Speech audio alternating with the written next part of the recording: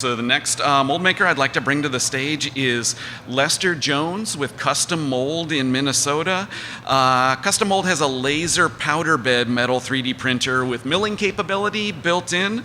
Lets you 3D print mold tooling directly. Lester, how you doing? Real good? We have, as of last fall, we purchased a Matsuura. Excuse me as I mess around here. Yeah. See, while he's working on that, so we've got a Matsuura Lumex Avance-25, which is a powdered metal laser sintering machine. It's considered a hybrid machine because it's also got a machining center built on the same platform, so it lays down layers of powder, lasers those, and then every 10 layers it will machine the part. So we are able to get a complete machined part out of the machine each cycle. An advantage you get out of that is conformal cooling. That's Talk correct. About conformal cooling a little bit. That's the greatest utilization of the product. So we're in the business of building tools for our customers, trying to produce the best quality parts that we can, and also try to be as efficient we can so that we can make their part costs lower. So conformal cooling helps us in both those areas.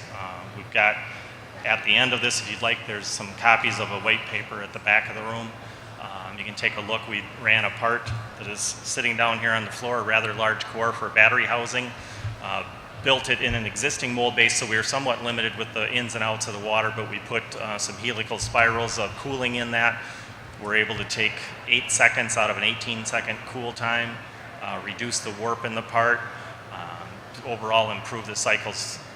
So it's a good thing for our customers. Our job is to build the most sophisticated molds we can to help them in their production needs, and that's an example where we're able to help them in a couple ways. So with these elaborate channels in here, you've improved cooling time on this tool. But I'm aware it wasn't as simple as this. You've had a learning curve with That's metal correct. 3D printing. Maybe talk about what you've learned. Yep, that's correct. There's several things involved in it. I think those of us that are mold makers in the audience, I think we are generally a pretty creative group of people that will figure out how to make things work and get things done.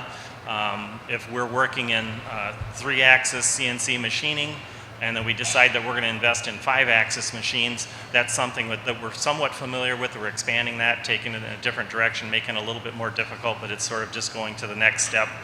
We learned with the additive manufacturing piece, it was substantially different than that. It's in an area that we've not been involved in.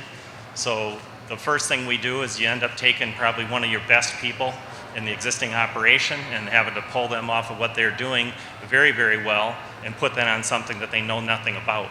And it takes some patience. It's a great opportunity for those people to advance their careers, and it's the right thing to do as an employer, and it kills you on some days when you really need that guy on the 5-axis machining center and he's messing around with something that he doesn't really know much about. But in a matter of a few months, we've learned a tremendous amount, and we've really progressed. The people that have been involved in it are extremely proud of what they've learned. They're really excelling. So it's been a very good thing overall, but it's a little bit painful in the short term. We also learn new things. It's a new endeavor for our partner, Matsuura, and we're learning together. I think the key thing I would say is that you want to make sure that you hook up with somebody that's going to work with you closely so that as you run into issues, you've got a true partnership and you're willing to exchange information back and forth, work side by side with each other. It may involve things even improving the equipment, improving the process, and if you work together on those things, you're just going to be a lot more successful. And we've been fortunate enough to have that kind of a relationship with Matsuura to this point in time. So I guess just to emphasize something you said, one of the prices you discovered you had to pay was using some of your best people seemingly inefficiently while you're letting them figure out how to use this capability. Yep. Is there more you want to say about that? It's like I say, it's if you really care about your people and you think about who you want to be as a manager or as a leader, it's the right thing to do, and you really provide some opportunities for those people to move forward in their career. But at the same time, we're all business people. We've got businesses run. We've got customers that have high expectations, need to meet deliveries, all those types of things. I think we've all been in that spot where you're tempted. You've got a really star performer, and you really need them doing what they're doing, and you know that the right thing to do is kind of turn them free and let them fly. But you kind of love them for what they know and what they can do, and you've built the business maybe counting on them to be there.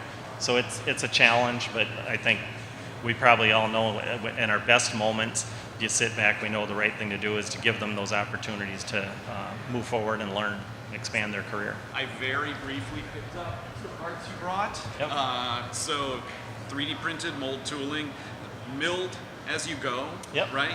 So in this case, the machine puts down 2,000 thick layers. It will sinter 10 2,000 thick layers, and then it'll go through a machining operation of that 20,000 thick. And these conformal cooling channels are also milled in process. Yeah, that's the one advantage, is that there's a lot of these, there are other additive processes where you can build a part like this. In this case, we can machine features that end up inside of the part if we choose to. This is a real customer part? Yep. And that's the case with this one as well? Yep. Yep, they're real parts. The issue we typically have is most times you don't get the chance to build the mold two different ways. And so in most cases, we've got a tool that's been built with conventional cooling in mind. So our entrances and exits for the water are predetermined. And if we could really go wild and think about the sky's the limit where we want the water to roll through the tool, we could probably do a little bit more. But in the cases that we've done actual studies on where we want a conventional core and a conformally cooled core, we need to live with that mold base as it exists today. But we're still able to generate things like a 44% reduction in cooling time in the larger example. All right, excellent. Thank you. I'll leave these parts up here if anybody wants to.